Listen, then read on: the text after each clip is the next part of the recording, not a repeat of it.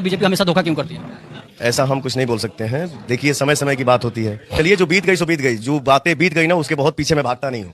जो हो गया सो हो गया। मैं सबका सम्मान करता हूँ। सब अच्छा है। भाई साहब, पवन सिंह डिप्रेशन में जा चुके हैं क्योंकि पवन सिंह को फिर से बीजेपी पार्टी ने ठेंगा दिखा दिया है। अब ये मैं क्यों कह रहा हूँ, इसका रीजन भी आप लोगों को समझाऊंगा मैं। और ये मुझे बताने की जरूरत नहीं, आप सभी को पता चल गया होगा किस तरीके से राज्यसभा से धक्का मार के निकाला गया है पवन सिंह को। पवन सिंह को उस लिस्ट में बहुत ही ज्यादा उम्मीद था कि मेरा भी उस लिस्ट में नाम होगा कि लेकिन उस लिस्ट में इनका नाम ही नहीं निकला भाई साहब। इनको पता है कि हर 2 साल बाद इनको धक्का मारा जाता है। कोई पहली बार बीजेपी पार्टी ने इनको नहीं भगाया है, आज से पहले भी कई बार भगाया है। ये थूक के चाटने का काम करते हैं। ये खुद कहते हैं कि मैं स्वाभिमान से समझौता नहीं करता हूँ, लेकिन ये हर बार स्वाभिमान से समझौता करते हैं। हर बार, एक बार नहीं, 1000 बार भी ये स्वाभिमान से समझौता करते हैं। ये इनकी पत्नी की बात आती है तो वहां पे ये कोई कॉम्प्रोमाइज नहीं कर पाएंगे, लेकिन वहीं पे किसी पार्टी की बात आ जाए तो वहां पे 1000 बार कॉम्प्रोमाइज करने को तैयार हो जाएंगे। अब दोस्तों, आप लोगों को पता होगा कि इनको काराकाट से भगाया जाता है और पता ना कितने जगहों से इन्हें भगाया जाता है। 10 साल से इनको टिकट देने के लिए हर बार टाला जाता है। कभी विधानसभा में, अब की बार विधानसभा में ये चुनाव लड़ने के लिए राइजन फॉल छोड़ के आए थे, लेकिन यहाँ पे आने के बाद ऐसा माहौल बन गया कि फिर से इनको टाल दिया गया कि नहीं, विधानसभा भी नहीं लड़ाया जाएगा, तुम्हें जाओ जाओ, तुम किसी काम की भी नहीं हो। तो इस तरीके का इनका हाल बन चुका है। और अब कुछ समर्थक जो है इनके, अब कुछ मीडिया वाले भाई साहब है जो जाके इनके समर्थकों से पूछ रहे हैं कि आप ये बताइए कि पवन सिंह को क्यों नहीं बीजेपी पार्टी में जगह दिया जा रहा है।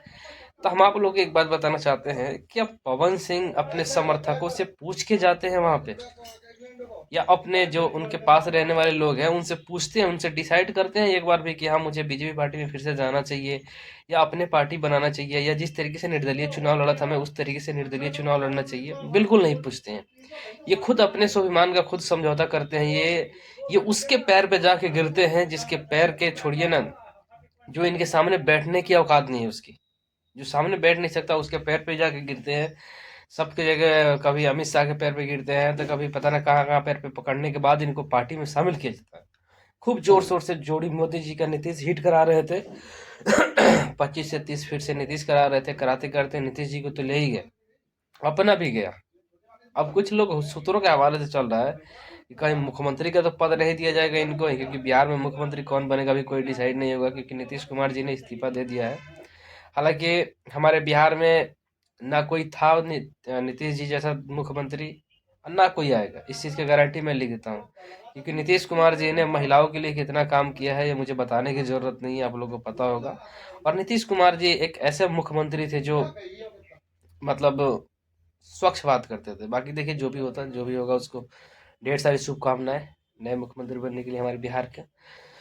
और तरक्की की तरफ जाए। लेकिन हम पवन सिंह की बात कर रहे थे, पवन सिंह के यहाँ पे मुद्दा था, तो पवन सिंह को पार्टी से इस वजह से भगाया जाता है। मैं उसका रीजन बताऊं आप लोगों को।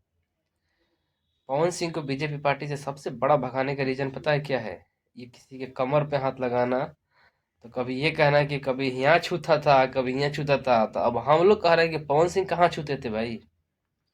मतलब पवन सिंह का इस तरीके से मजाक बनाया जाता है हर 2 साल में इस पार्टी के द्वारा, बीजेपी पार्टी के द्वारा। उसके बावजूद भी इस इंसान को, यहाँ पे अकल नाम की चीजें नहीं है। यहाँ पे जो दिमाग रहता है ना वो नहीं है उसके पास। वो दिमाग बेच खाया है। मतलब बताइए, इस इंसान को सोचना चाहिए। खैर चलिए, अब जो तो बीत गया, लेकिन आने वाले भविष्य में जो चुनाव होने वाला है, अभी हाल ही में 1 साल बाद यूपी में होगा चुनाव, बंगाल में चुनाव होने वाला है। तो यहाँ पे देखते हैं क्या करते हैं पवन सिंह, जाएंगे कि ना जाएंगे। खैर हर बार इनका थूक के जाने का काम है, स्वाभिमान से समझौता करने का काम है। बस ये एक ही जगह स्वाभिमान से समझौता नहीं करते, पता है कहाँ? पता है आप लोग को? अपने पत्नी से। बस यही है, बाकी और कुछ नहीं।